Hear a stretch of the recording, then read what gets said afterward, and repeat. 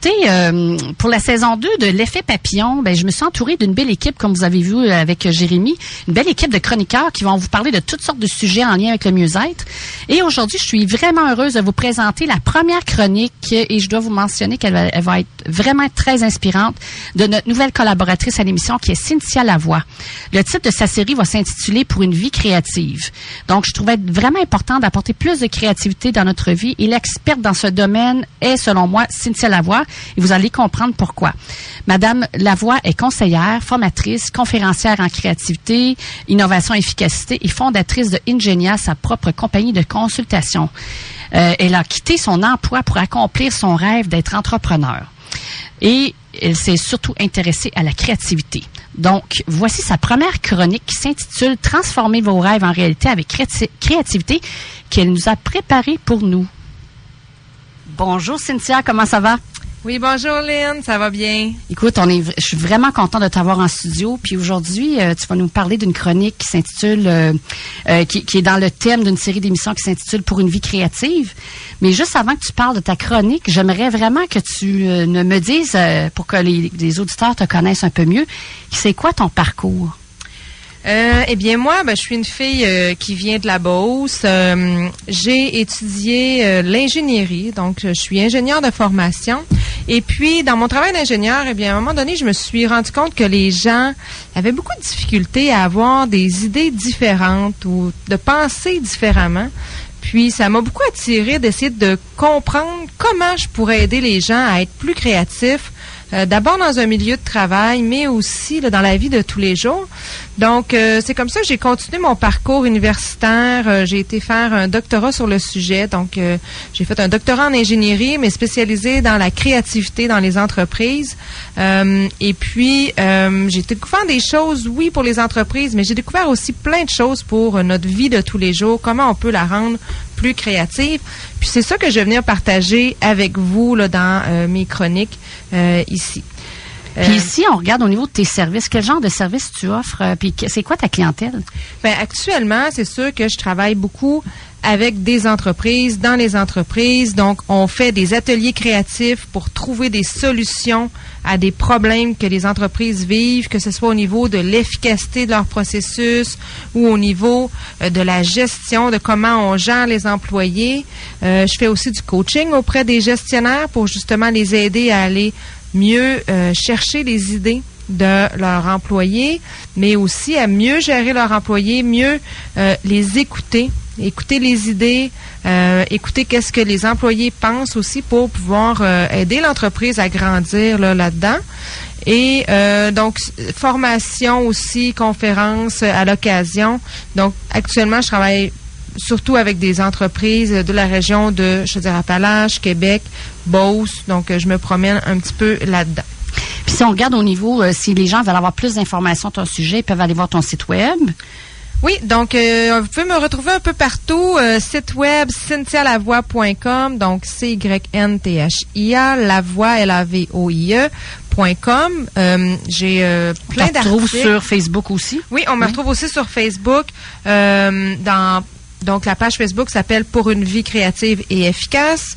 Donc, sur mon site web, vous retrouvez vraiment plein d'articles de blog qui parlent de la créativité, comment être plus créatif, mais aussi sur des choses concrètes, de où ça vient aussi la créativité, c'est qui est la personne qui est créative. Donc, il y a vraiment plein d'informations dans mon blog. Vous avez aussi accès à des vidéos que vous pouvez retrouver soit sur mon blog directement ou soit sur ma page YouTube.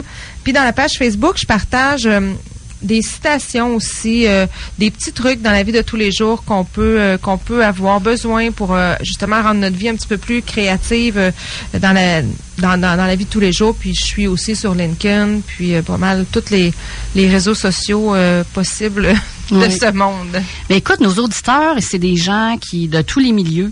Puis je trouvais important que tu viennes parler de créativité parce que la créativité, comme tu disais, ça peut être c'est dans la vie de tous les jours.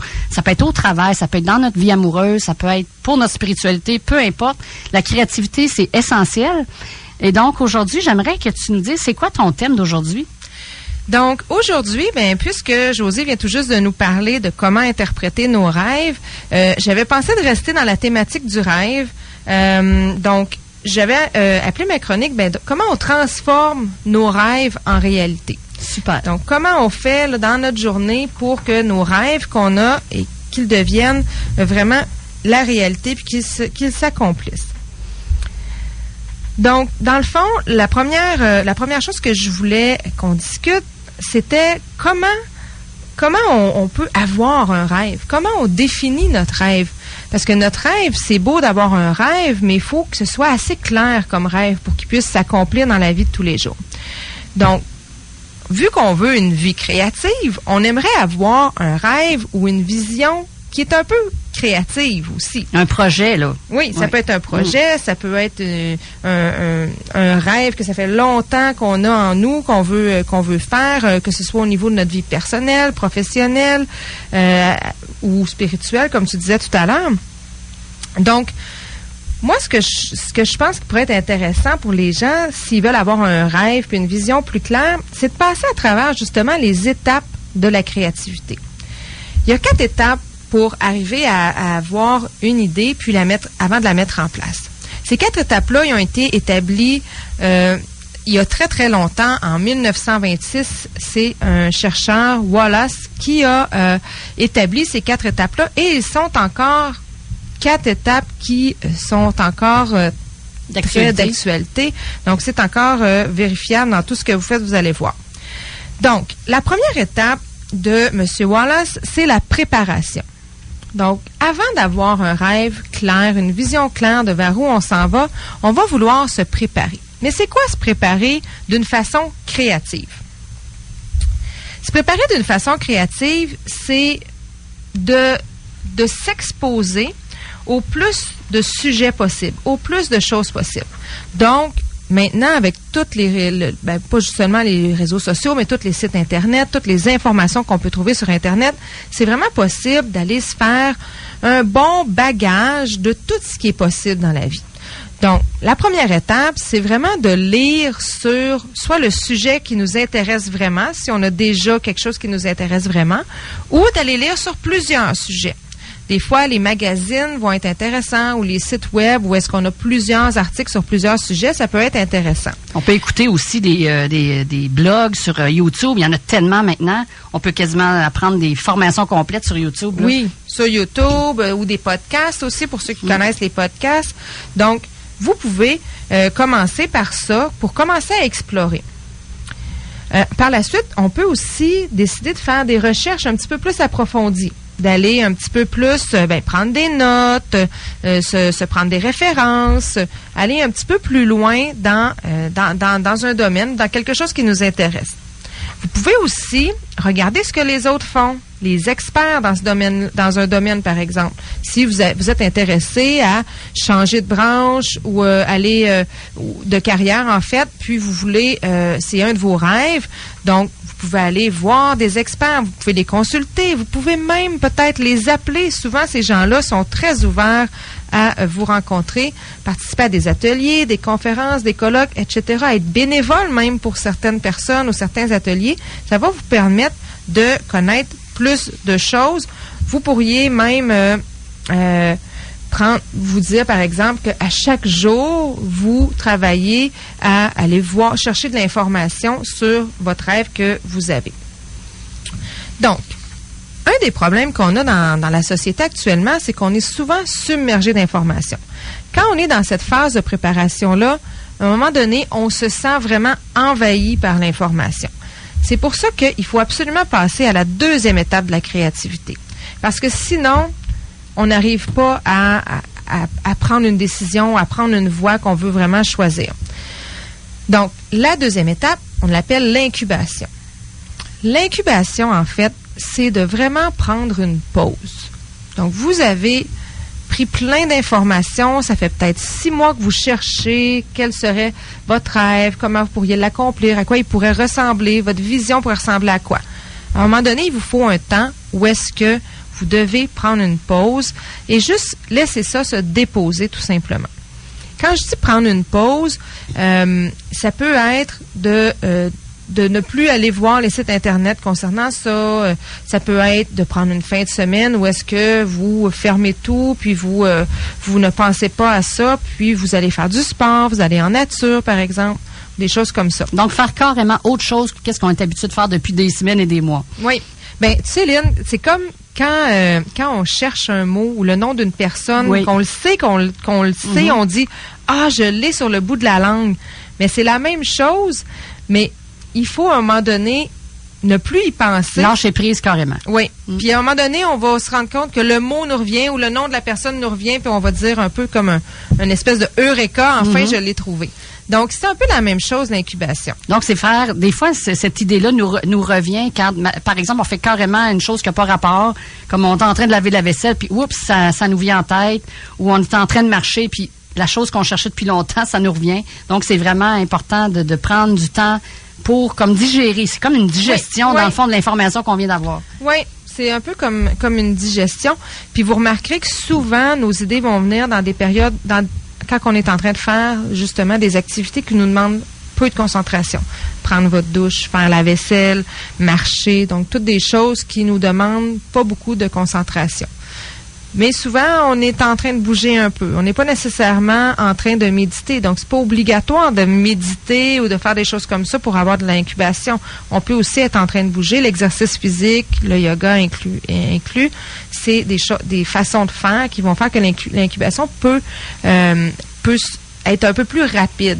Moi, ce que je trouve qui est le plus fun dans ce moment-là, c'est là que je prends le moment de, admettons, aller visiter des villes, aller voir ailleurs que notre ville ou notre patelin, visiter des bibliothèques, visiter des musées, visiter plein d'autres choses. Donc, on sort de notre petit carcan qu'on a à la maison souvent, puis on est pris dedans. Fait que juste l'effet de sortir, des fois, c'est juste prendre 1 heure ou 2 en auto, même juste se balader.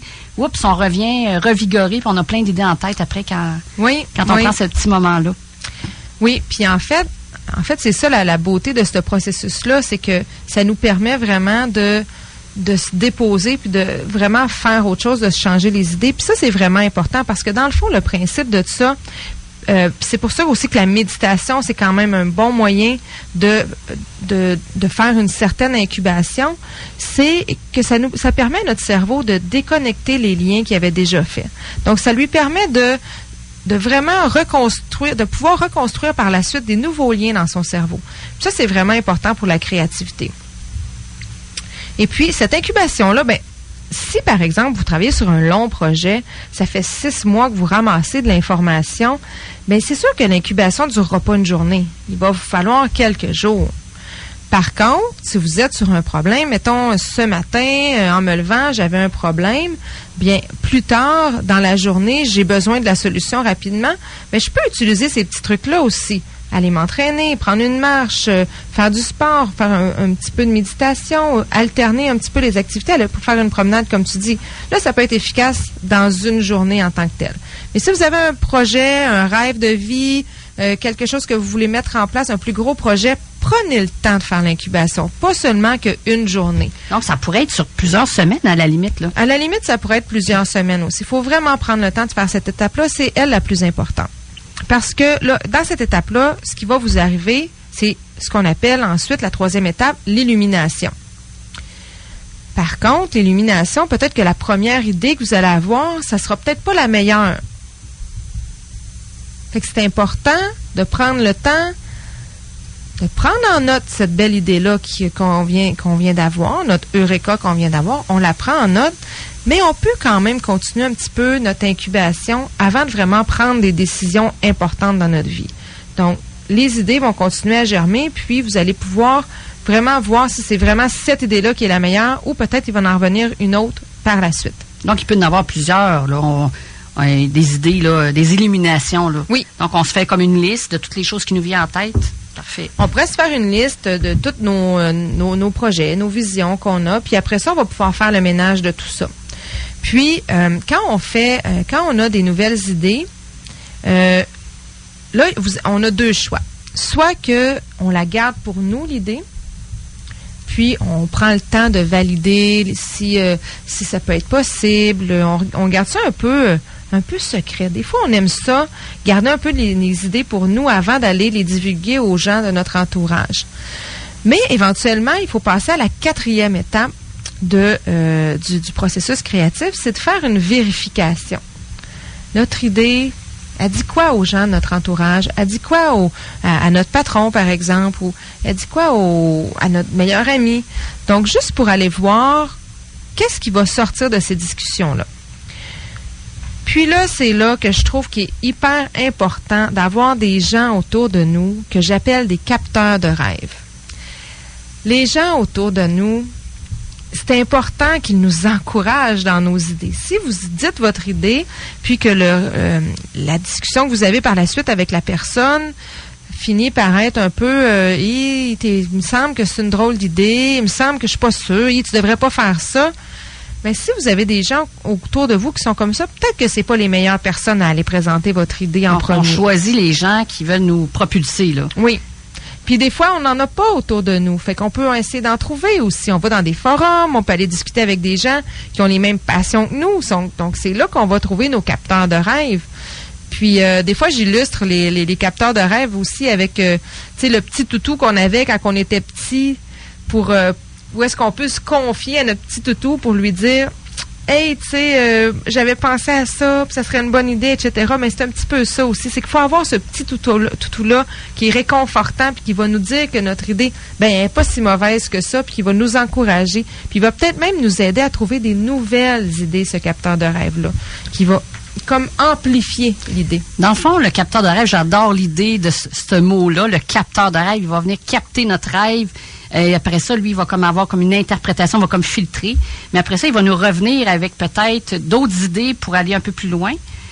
Puis, dans le fond, des capteurs de rêve, c'est des gens qui n'ont pas de jugement dans un sens. Oui. Ils vont juste écouter, puis après ça, ils vont comme essayer de nous amener sur une autre piste, à la limite, ou bien nous encourager à continuer. Oui, les gens qui ont une ouverture d'esprit, en fait. Oui, effectivement. Puis qui vont être peut-être aussi créatifs de leur côté.